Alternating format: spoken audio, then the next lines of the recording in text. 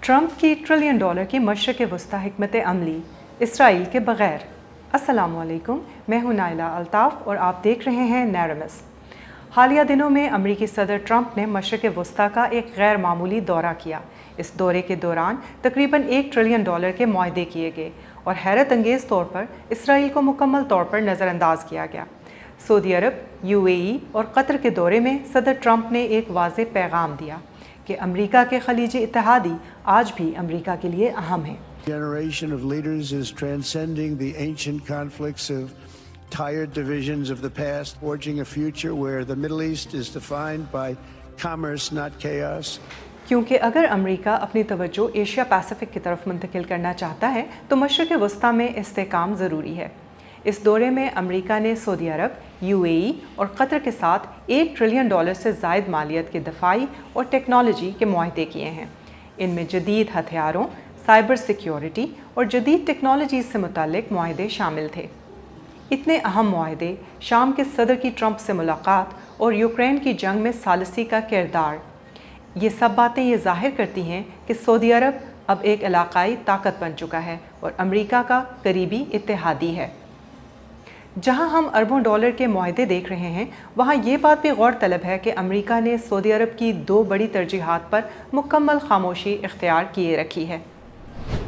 امریکہ کے ساتھ باقاعدہ دفاعی معاہدہ اور سول نیوکلیئر پارٹنرشپ یعنی ایٹمی ٹیکنالوجی کا پرامن استعمال، یہ وہ مطالبات تھے جو سعودیہ کی طرف سے اسرائیل کے ساتھ ممکنہ تعلقات کی بنیاد بتائے جا رہے تھے، اور ان نکات پر پیش رفت نہ ہونا یہ ظاہر کرتا ہے کہ ریاض کو اسرائیل کے ساتھ تعلقات معمول پر لانے میں کوئی جلدی نہیں، اور امریکہ کی حمایت اسرائیل کے مفادات سے جڑے رہے بغیر بھی حاصل کی جا سکتی ہے۔ اس تناظر میں صدر ٹرمپ کا اس دورے میں نیتن یاہو کو مکمل طور پر نظر انداز کرنا ایک سوچا سمجھا قدم تھا، خاص طور پہ تب جب غزہ میں کشیدگی جاری ہے اور واشنگٹن کی جنگ بندی کی اپیل کو تل ابیب مسلسل نظر انداز کر رہا ہے۔ اب اگر امریکہ کو یورپ، سینٹرل ایشیا اور ساؤتھ ایشیا میں اپنی پوزیشن مضبوط رکھنی ہے تو مشرق وسطی میں امن ضروری ہے، اور یہاں ذکر آتا ہے ابراہیمی معاہدے کا، جو اسرائیل اور عرب ممالک کے درمیان تعلقات بنانے کی سب سے بڑی کوشش ہے۔ سعودی عرب جانتا ہے کہ اگر وہ اسرائیل کے ساتھ تعلقات معمول پر لائے گا تو اس کی سفارتی طاقت کم ہو جائے گی، اسی لیے وہ وقت لے رہا ہے، اور جب تک ریاض تاخیر کر رہا ہے، واشنگٹن بھی سعودی عرب کی 2 اہم مانگوں کو مؤخر کر رہا ہے۔ خطے میں اور بھی چیزیں چل رہی ہیں، جیسے ایران کا نیوکلیئر پروگرام اور ترکی کی سیاست میں قوم پرستی کا دوبارہ سے ابھرنا۔ اب دیکھنا یہ ہے کہ ترکی شام اور عراق جیسے ممالک میں بدلتے ہوئے حالات میں کیا کردار ادا کرتا ہے۔ جہاں تک مغرب کی بات ہے تو ان کا مقصد ہے علاقائی استحکام، مگر اپنی شرائط پر۔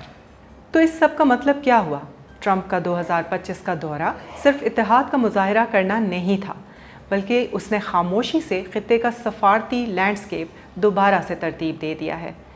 $1 ٹریلین، 3 خلیجی دارالحکومت اور اسرائیل کو مکمل طور پر نظر انداز کرنا، یہ واضح اشارے ہیں کہ مشرق وسطی میں طاقت کا توازن بدل رہا ہے، اور اس نئی بساط پر ہر پلیئر موجود نہیں ہے۔